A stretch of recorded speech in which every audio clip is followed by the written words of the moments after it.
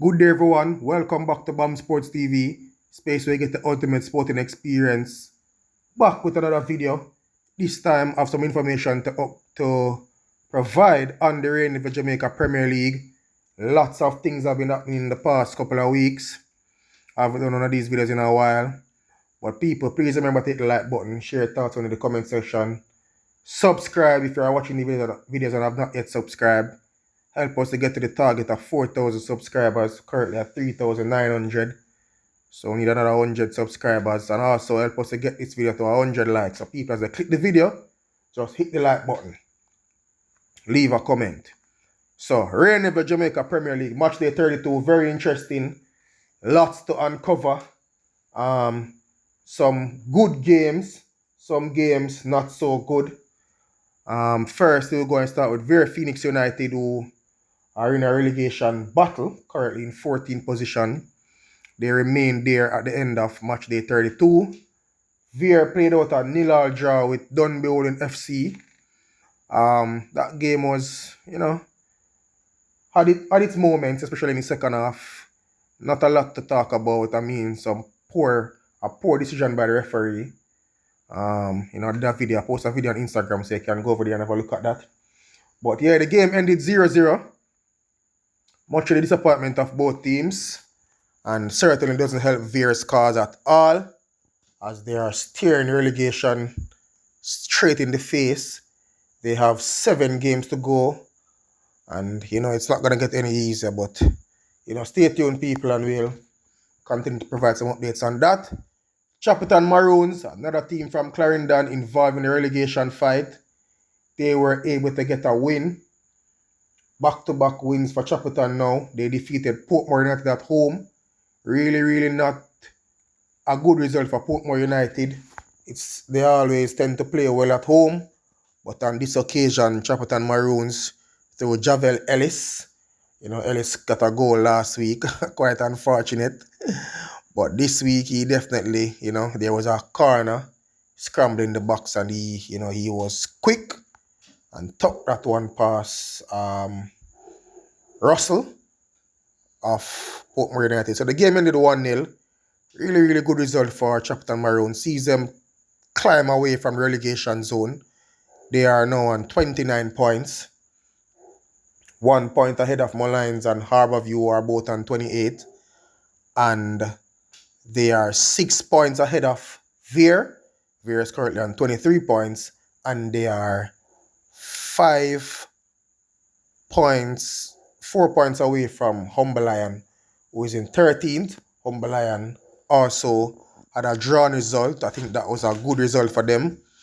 Got a draw against Montego Bay United. The second time this season, Mobe heading to Humber Lion and only getting a draw, 0-0. In fact, the only time Mobe beat Humber Lion this season was in Montego Bay. So, good result for Coach Alex Thomas as they seek to avoid relegation. So they are in 13th position on 25 points. I think they have a game in hand.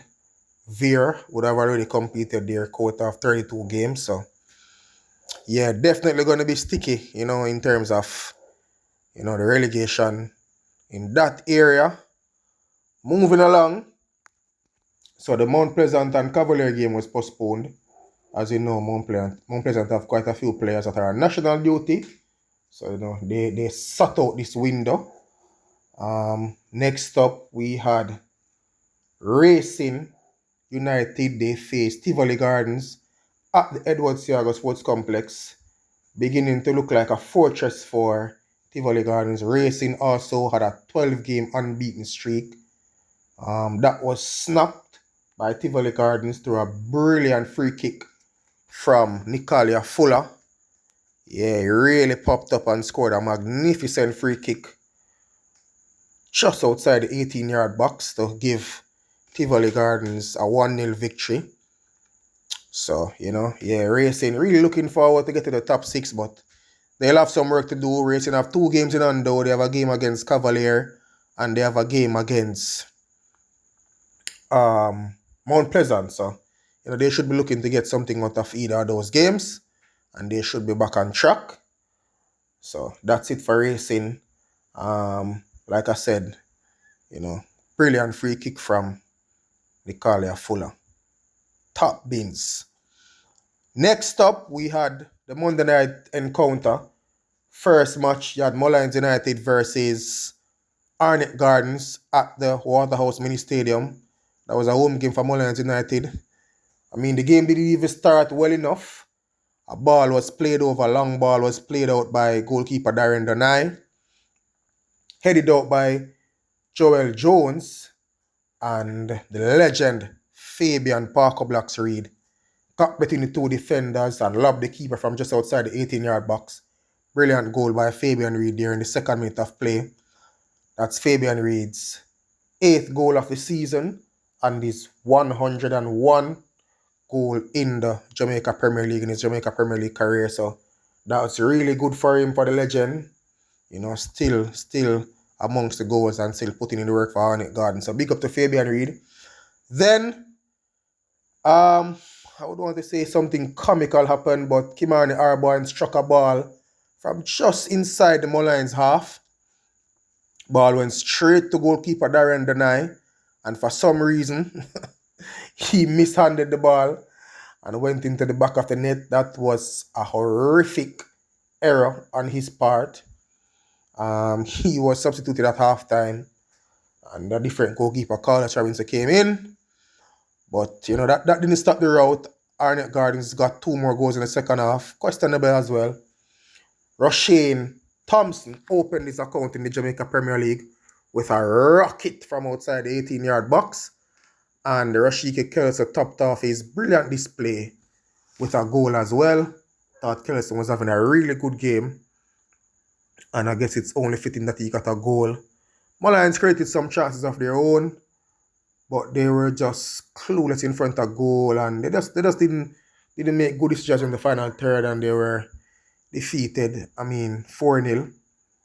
I mean, they lost 5-0 last week, so they are also deep in the relegation battle as well, and they'll need to address that quickly. Final game of the match week saw Waterhouse FC host Harbourview at the Waterhouse Mini Stadium in the Monday night doubleheader. That game ended 3-0 in favour of Waterhouse. Really good game from the home team. Leonardo Gibbets continued his good goal scoring form. Popped up in the 15th minute to put away the first goal. 1-0 at halftime. Thought Akeem Bernard had a really good game for Waterhouse as well. Made quite a few crucial saves in the first half to help them maintain that advantage.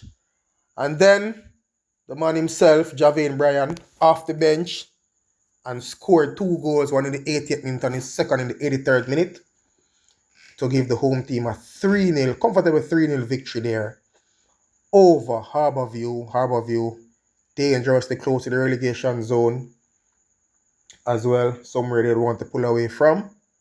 So, yeah, that was it for the match week 32 review. Now on to the updates, people. So, Mount Pleasant Football Academy player, 15-year-old Jamari Nolan, has left Mount Pleasant Football Academy. He signed a contract with the Toronto MLS franchise, Toronto FC. He'll be playing in the MLS Next Pro competition for Toronto FC 2.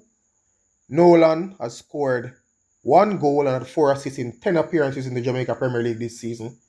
So that's really good for the youngster. Also represented Jamaica at the, CONCACAF Under-17 World Cup qualifiers, which Jamaica failed to progress. He scored 3 goals in 3 games. Had some really good performances. So, congrats to Nolan and the Mount Pleasant family. I'm sure he'll do very well in Toronto. MLS Next Pro is a developmental competition. It's the 3rd tier of US football. I mean, we have quite a few young Jamaicans in that league. Also, Seymour Reed, who was a part of the Under-17 team as well. He's playing in that competition, currently has 3 goals from 3 games. Made his debut and was the youngest player to ever represent New York City FC in the MLS at 17 years and 18 days. So that's really good for the young reggae boy striker. Wish him all the best as he continues his footballing development. Now, this is, yeah, I've had this information for a while.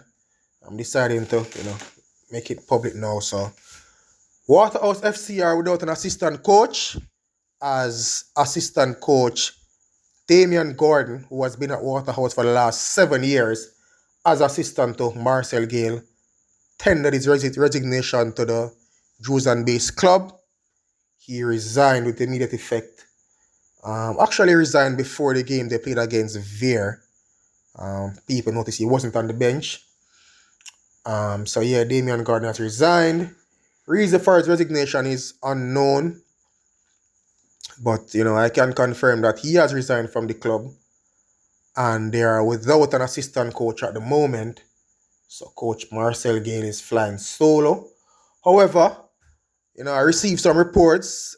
I received some reports that the former Phoenix All-Star Football Academy player and coach Travis Blagrove has been at training sessions at Waterhouse conducting some sessions with the first team. Checks to confirm whether or not he's employed at the club. I was told that he has not officially been employed by the club. He wasn't on the bench in tonight's encounter or in the game against Veer Phoenix, but I've been reliably informed that he has been there conducting training sessions and assisting Coach Gale. So, we'll keep you further updated with that once we get more information regarding the status there. But yeah, as it is now, Coach Damian Gordon resigned from Waterhouse after being there for about 7 years. So, coaching shuffle at Waterhouse. So possibly could see them getting a new assistant coach officially before the end of the season. So we'll see how that turns out, and we'll keep you all posted. Again, people, thank you for tuning in. Please remember to hit the like button, share your thoughts on in the comment section, and for great JPL content, you're already in the right place. YouTube, I'm out.